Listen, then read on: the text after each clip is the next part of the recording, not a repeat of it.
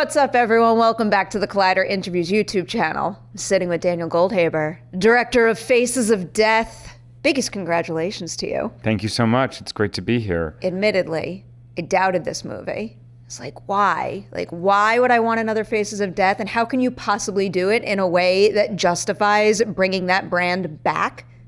What you and Issa did with this, very, very smart. I'm so incredibly impressed. Thank you. Yeah, and I mean, that question of why, I think, is the thread that also runs throughout the entire film. You know, I think that for us, you know, it was very exciting to have the opportunity to kind of take this, like, you know, legendary, you know, piece of film and tell a story about it in the present day in a way that also, I think, kind of reflects the present culture. But I think that one of the ways that it reflects the present culture is, like, why remake Faces of Death? Why make, like, a movie that is supposed to also fit into the contemporary commercial horror vernacular out of Faces of Death? What does that say about the business? What does that say about the attention economy in itself? And I think for us, even some of the ways the movie's a slasher and it becomes this, like, more commercial horror movie in the back half of the film also seems almost like part of the satire of the piece. Like, that for us is fairly intentional. The layers and the meta that's woven into all of it, it just, like, it scratches so many essential itches for me. I'm gonna go through as much of the process of getting this movie to the big screen as I possibly can, but just because we were chit-chatting about it before, do you remember the first time we met? Was it at Fantasia? No, it was at Sundance. Oh my God, then I don't. It was on a bus. Wait, no, I do. Did I meet you and Jeff Snyder? Yes. Wow. No, I do remember that. That's so funny. From there to TIFF with How to Blow Up a Pipeline. Okay. And now here. Yeah. Third feature film as a director, and you're 3 for 3. Thank you so much. And they're all so wildly different too. Yeah, although recently Issa and I started realizing just how similar Cam and Faces of Death are. We can really connect the dots in some respects. Yeah, we were like, wait, Cam does open with like a kind of, like, rhetorical manifesto about violence, performance, the internet, and capitalism in like 5 minutes. And I'm like, I guess we did just in some of those respects, you can also connect them both to How to Blow Up a Pipeline. Yes. There is definitely some sort of an obsession that is coming through, but it is in no way intentional. I mean, I'm liking it so far. So if that obsession continues, I will continue to take in the movies that explore it. So first step with this one, I was reading that the idea of making a new Faces of Death was brought to you by the producers. Yeah. When that idea first crossed your paths, were you immediately like, this sounds cool, we're all in? Or did you really have to sit down and think it through to ensure it was worth it? No, I mean, I think, you know, Issa and I initially were like, we had not heard of Faces of Death. We had not consciously seen Faces of Death. So we went and watched it. And I think we're also simultaneously like, this isn't necessarily great, but it's really interesting. And part of what makes it interesting is the fact that we have seen it before. And we've seen it, you know, in bite-sized pieces on Rotten.com or eBaum's World, you know, across the internet when we were kids. And I think the thing is that, you know, Faces of Death is such an interesting movie. It's so interesting in terms of, like, why it had the cultural hold that it has. Like, there are so many kind of compelling formal choices that lead the movie to feel like something that, like, no one would have made. There's so many choices where, like, no one would have chosen to make this. It's almost like the movie itself just kind of, like, birthed itself onto VHS. And so I find that really interesting. But then obviously what we found so interesting is this idea that what used to be this banned videotape that was impossible to get your hands on, it was always sold out, you know, you had to copy it once you got it, and then maybe you'd passed it around your school, is now everywhere. It's on everyone's phone 24 hours a day, not just the fake imagery that's on Faces of Death, but actual real death perpetually. And not only is it on our phones, but some of the largest corporations on the planet are selling ad space. And so I think that means, like, just like a profoundly different relationship with these kinds of images and this kind of media. And I think it's also interesting, like, if you showed Faces of Death, the movie that we made, to an audience 20 years ago, it would be a dystopian sci-fi film. That is how it would read. It would read but I think inside of a contemporary moment, it feels very believable, very plausible. And I think that that's the thing, is that like in a lot of ways we are kind of living in this very dystopian moment. And I think that Faces of Death is something that kind of exposes that in a certain way, the way that its legacy has changed. And for us, that was the jumping off point for the story. Oh my, I have so many questions. This one I didn't want to skip over though, because it was something that I read about the beginnings of this idea, and it was just curious, and I'm kind of curious if maybe it can pave the way to more stories that explore similar subject matter. When you were first brought Faces of Death, you were already working on a project about living online. So no, I had worked for a summer as a content moderator in like a very like informal capacity at like a small social media startup that some friends of mine were working on that no longer even exists. But they would just pay me to kind of camp on the feed and like take down the really, really, really bad stuff. Because it was at a time, early 2013, new social media app goes on the App Store. People who like to kind of trade in death footage or child pornography know there's not a robust moderation department here. So like, let's just use it to kind of trade stuff because like we'll be able to get away with it. And so I would kind of camp out on the feed and just take stuff down. And it always struck me that like that's just like a great job for a character to have for a film.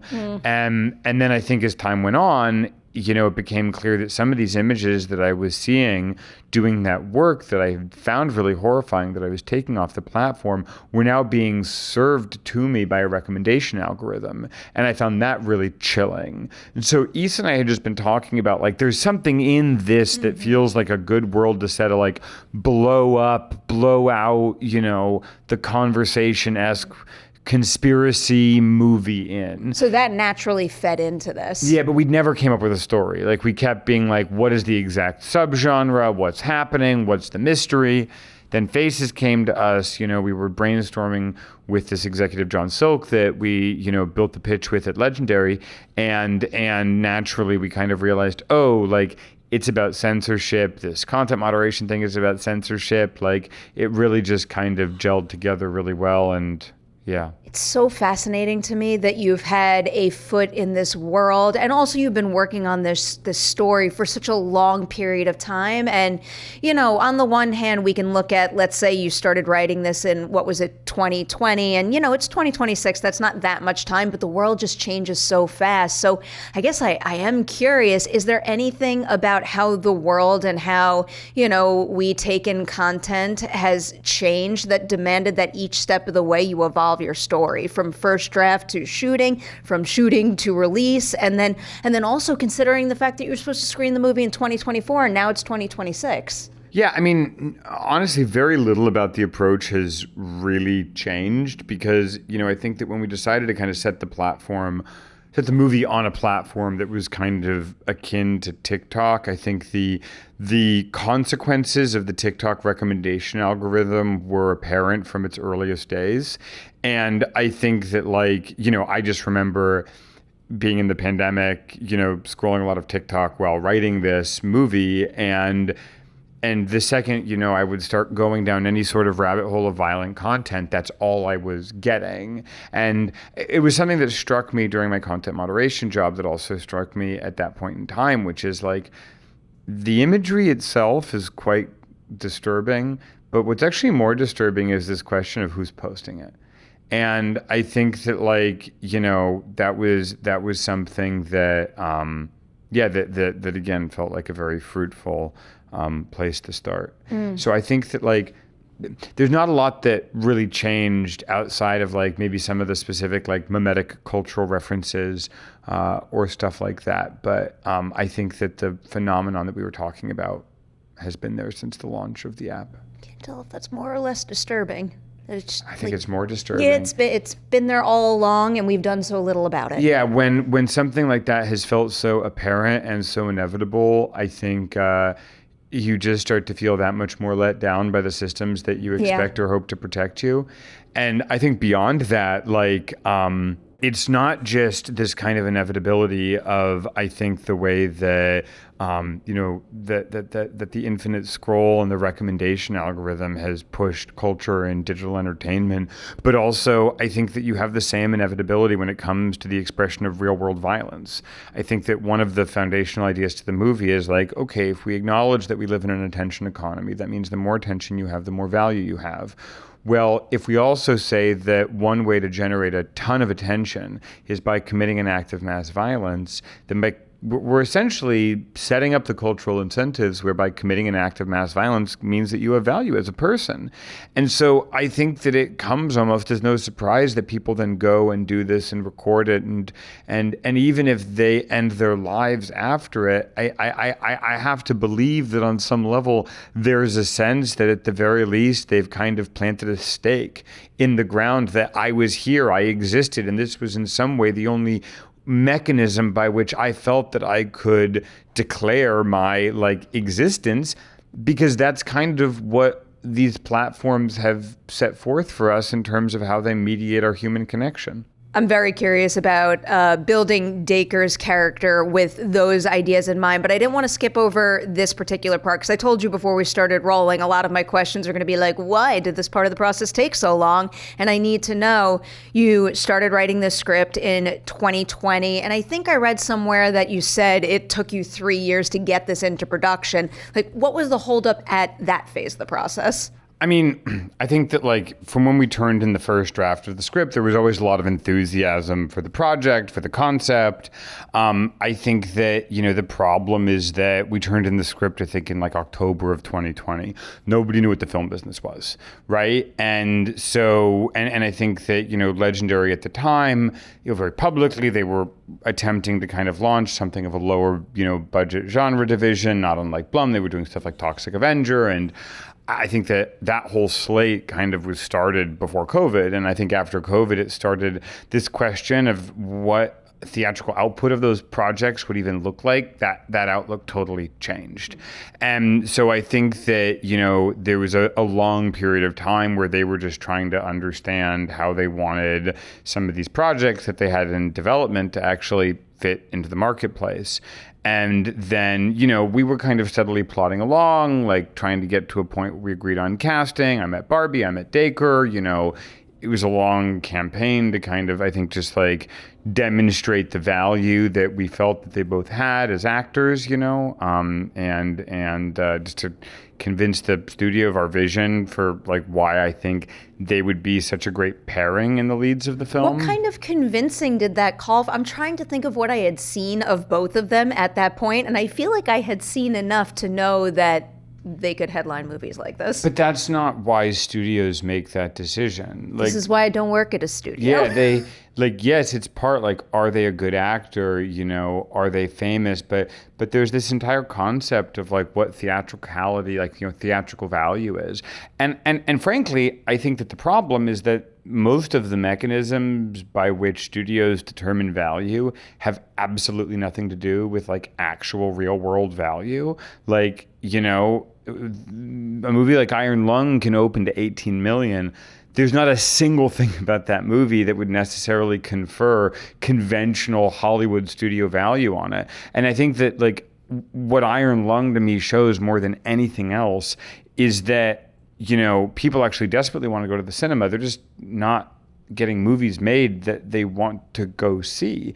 And that's in part because the studios are not necessarily investing in talent that audiences feel passionate about. And I think it was very evident to us that Barbie and Dacre are not just great actors, but they do have really passionate fan bases that we also knew would feel really activated to see them in this kind of role, to see them playing off of each other. And it's been very, I think, exciting to kind of see those fan bases turn out for the film in the way they have. The two of them are really something else. I'll start by digging into Dacre's contribution to the film. I am very curious because I'm trying to think back to this point in time, what I had seen of his and what I hadn't yet, because one of the things that wows me about him is the first time I ever saw him in a movie, it was the Power Rangers movie, and I'm a kid of the 90s. I love Power Rangers, but that was very much like a leading man type role, and so much of what I've seen him do since is I don't know, like wonderfully weird and bold and not necessarily what I would expect from the star of Power Rangers. So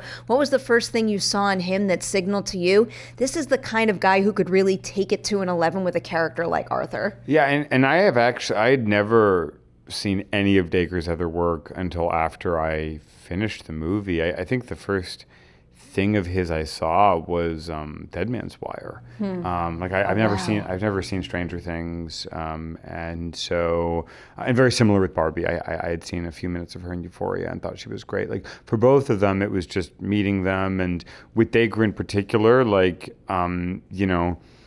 everybody else I met with for the role kind of came to it talking about like this other guy that they'd seen in the media. And like, this is how I would imitate this kind of incel shooter type. But it wasn't necessarily like what their personal connection to it was. And for Dacre, he came in and he was like, well, he was like, I really feel like I have to play this role. I have, he has very severe OCD, and in part it involves textures. And so he told me that basically he, for 10 years, had not been able to sleep under the covers, because if he felt even like the smallest crease in the bed sheet, he wouldn't be able to fall asleep. So he slept on top of the covers, and he was like, I feel like through this, I understand what's driving Arthur. Not that I would ever be driven to do the same things, but I understand this compulsive drive. And he's like, I really think that there's something I can tap into there in myself that can make this character very honest. And I think that like, that was the foundation of building out the character, was just really allowing Dacre's own personal, life and experiences and foibles to really inform and define the character. Is that how you generally cast your movies? Do you prioritize, maybe these more personal conversations versus seeing someone's previous films? It depends. I mean, there's definitely people I want to work with because I've seen them in something, and I'm excited to put them in a movie. I definitely think a meeting and an in-person meeting is like the single best way to cast. I think, I've even had people who tape really well in auditions, and then maybe you get to set and it's not kind of giving what you thought it would. And I think that self-tapes has made this almost even worse because I was always taught in film school that you never cast somebody off the first take they do of anything. You cast them off how they take the note, because that's how you actually know what the relationship with the actor is going to be. And to me, I actually think self-tapes are useless. I think that I really think that SAG should not allow self-tapes to be unpaid. I think you're asking actors for free labor. I think that they're not very productive. And obviously, like, I have to use them because I'm in a situation where, like, I can't, like, there's no infrastructure anymore for me to run that many in-person, auditions, and Zoom auditions kind of suck too in their own way. And so, like, I'm constantly trying to figure out how to navigate the casting process a little bit differently. But I think that self-tapes have, like, it's just decimated acting because you have a bunch of people just like making films alone in their room. There's no, like, that's not what a movie is. A movie is about like our dialogue. It's about us being in the room together. It's about us, having some sort of a thing. And so for me, that's often why I end up, doing a lot of more just meeting stuff first and trying to get a sense of somebody as a person. And generally speaking, I think that you fairly rapidly know whether or not they'll be able to do a good job acting. I appreciate that view on that part of the process so much. It's going to sound like a random follow-up question, but because of what you just brought up about what you learned in film school about casting and not going with the first take, but rather going with the note, I kind of want to reverse that in this particular case. What is something about working with Barbie and Dacre as your lead actors in this movie that unlocked something new in you as a director? I wouldn't necessarily, there's nothing in particular I could say for either one of them, like, oh, they taught me this. But I think with both of them, they unlocked so many layers and levels, like, of their characters that I didn't feel necessarily was on the page. I mean, so much of Dacre's iconography, from the tape to the pantyhose stocking to, just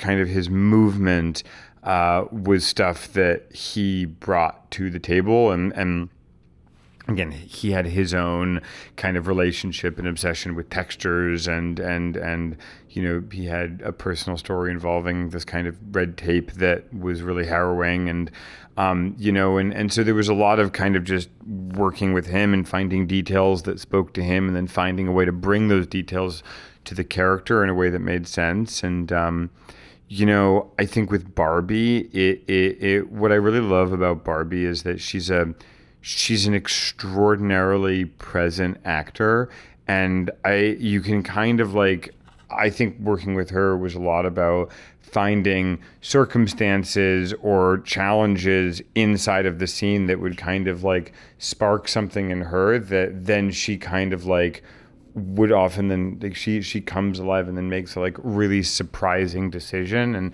you get that a lot, I think, especially in her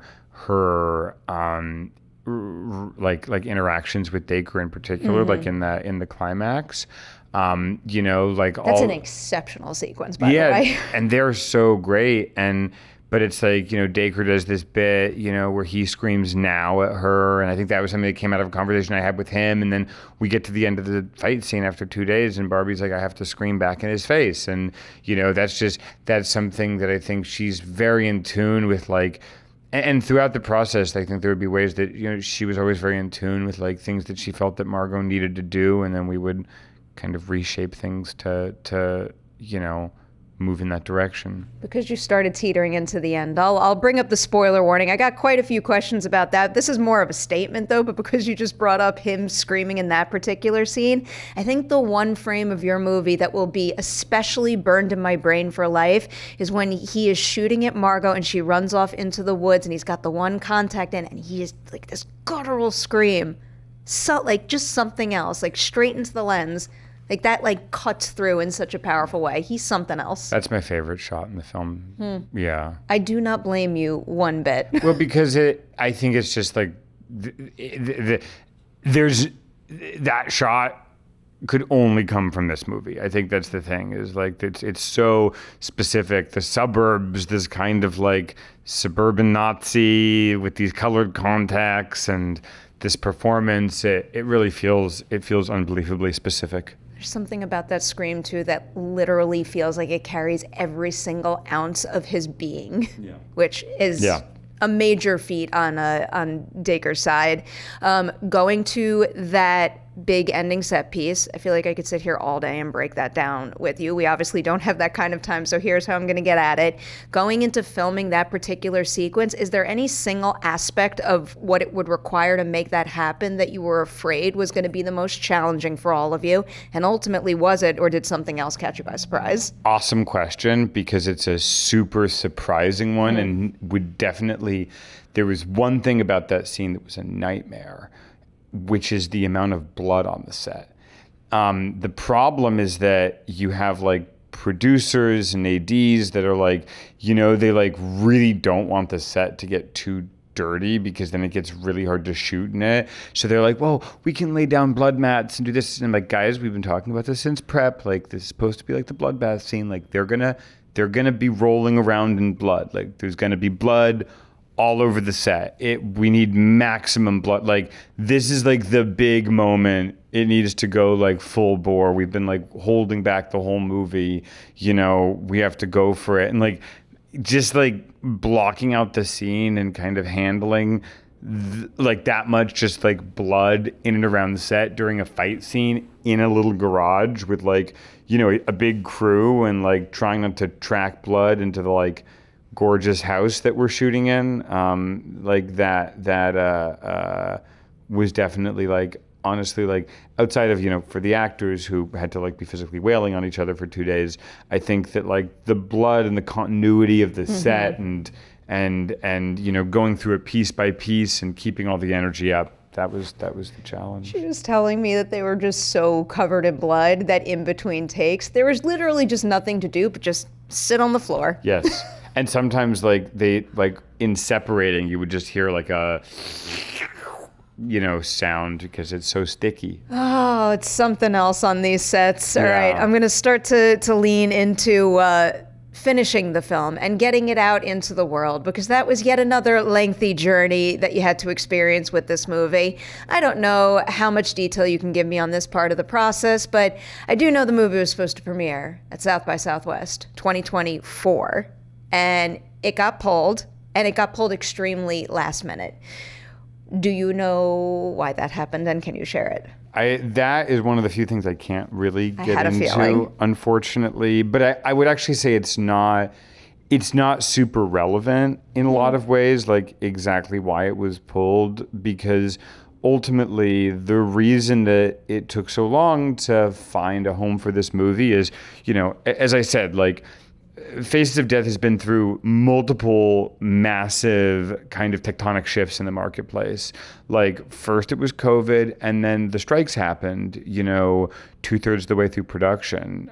Issa got pulled off of set. I was no longer able to change any, dialogue on the written page, so if I do want a line to change, I have to kind of suggest it to an actor. Like, what if you were interrogating him more with the piece of dialogue? But technically, if you and the thing is I was sometimes like, am I being paranoid? But then this is they literally kicked Park Chan-wook out of the out of the guild for doing this, and that was the messaging. And so I think it's just we really I was really holding to the letter of the law of what the WGA was saying I could and could not do on set, which is it kind of handcuffs you in the directorial process. So, the strikes happen, we get to the strikes, we get through to the point of finishing the movie. And the thing is, this is Legendary's business, by and large, rests on doing business with large studios. And ultimately, this isn't just a movie that has a lot of extreme content in it. It's a movie that kind of says, this is a movie about a serial killer remaking Faces of Death because he's looking to kind of squeeze every last bit of attention out of this intellectual property and that's weird. And I think that kind of holds a bit of a mirror up to a business and companies that also, again, are squeezing every last bit of, our nostalgia, of our trauma, of our fear, of our anger, using everything from, social media platforms to other forms of media and television. That's how they make their money. And I know that the head of marketing at least one major studio said that he found the movie morally reprehensible. But I think, what is being found reprehensible? Is it the subject matter, which is, not that extreme for a horror movie? Or is it maybe the context of the subject matter that is kind of trying to, examine a system that is not making movies the way it used to before, is not treating, crews the way it used to before, and is kind of strangling the life out of the business. And there is to me, that's the meta aspect of the film that I feel proudest of. And I think another way to think about this is in very concrete and evidence-based terms is if you think about, so we did have one problem with the MPAA, with the movie. I was definitely going to ask about that. Which is they had a problem with the hammerhead scene when Margot is moderating it at work. They really did not like the scalp getting peeled back and flopping down. That they felt was a bridge too far. Now, the MPAA, because they're not censors, won't tell you what to cut. They'll just say, this moment felt like it was too much. And so you go and you cut a second out and you send it back, and they go, we think it needs to come back a little further, and you cut another 10 seconds out and you send it, or 10 frames out, you send it back, and they go, it'll need a few more frames to get an hour. So you're constantly cutting, sending it back, and finally they'll go, all right, this is acceptable. So in total, we cut the shot down of this, of this scalp peel down by about a second and a half, 2 seconds. Nothing super significant. And part of the reason we were okay doing that is because that exact same material, the exact material we cut out of the film, is 5 minutes later when Charlie shows her phone up to the camera. We never changed that. It wasn't like we snuck one by the MPAA. They didn't care about the bit that was on the phone. They only cared about the bit that was being shown to the audience in the context of censorship and content moderation. And I think that it's really interesting because obviously we had the exact same problem with the MPAA when it came to our posters. We have some posters, it's like an out of focus, blurry, bloody face.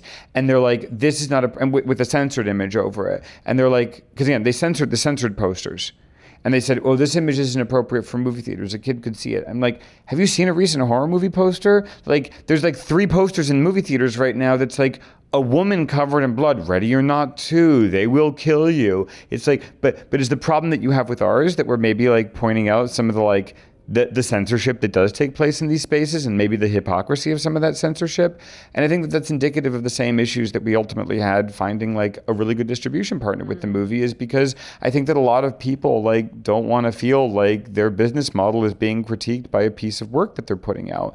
And ultimately, I think for us, like IFC, once we, it took us time to show them the movie, and then it took quite a bit of time to just get a deal done and figure out a good release plan for the film. But they've been dream partners. They've been willing and able to not just champion the movie for all of its subject matter, for all of its, extremity, but they've also really been willing to champion the movie for what it has to say and how it has to say that. They've really stood behind us to kind of tell that story honestly, and we're just very grateful that they've been able to bring this movie to audiences in the way that they have. It's one of many reasons why IFC will continue to be one of my favorite distributors out there. I will follow them from project to project with no hesitation. And I think the marketing they've done on this movie is just, it just rocks. And they've been so collaborative, like, every step of the way, like, because like we've been with this project for 7 years. And so they've been unbelievably kind of like, welcoming us with open arms in terms of just like figuring out how to tell the story together and, how to engage in kind of, the dialogue with the internet and the best possible ways. And so I feel really proud of the campaign that we've all built. I'll wind down with this question.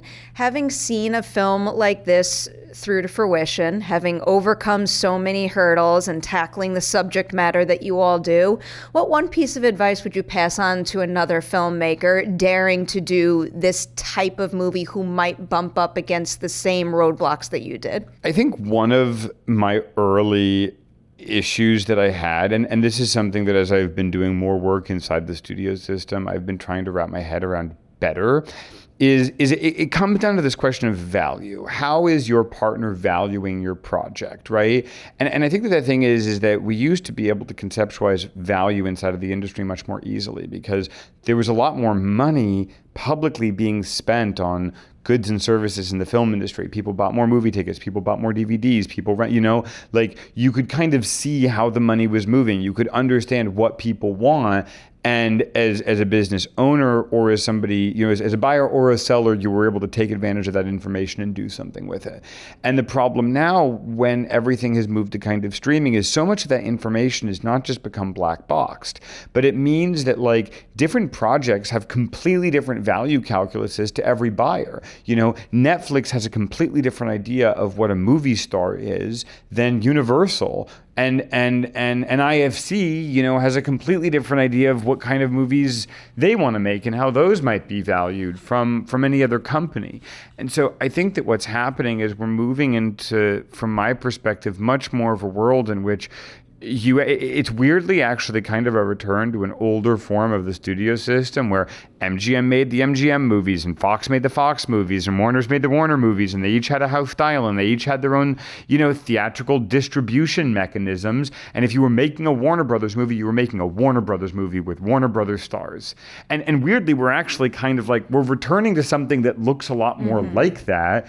And so for me, inside of my own process, I've tried to reflect that studio filmmaking process. So I've tried to really get much more under the hood of, at the beginning of a project, understanding like, where is your value coming from this? Like, let's talk about even the set pieces. What are other movies in your catalog that have set pieces that you feel, work for something like this, so that I really understand that every step of the way, what does your marketing department need to sell this story? Because that's ultimately like, whether I deal with it before or later, I'm going to have to deal with it at some point. At some point, they're going to send the script to the marketing department. They're going to send the film to the marketing department.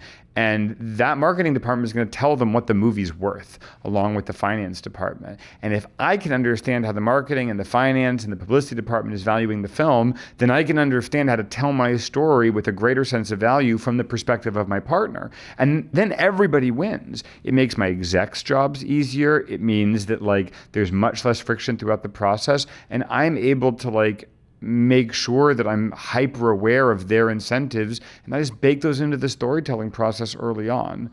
So I haven't like successfully done this yet, but that was for me the big lesson that I learned, and I'm trying really hard to make that my process inside of these studio experiences moving forward. We manifest things here. You will successfully go on to do that more and more and more, and you will come back to Collider and tell me about all the movies you make. I'm gonna say huge, huge, huge congratulations on Faces of Death. I am sending all good vibes your way this weekend and beyond. Thank you so much. Thank you so much. It's great to be here.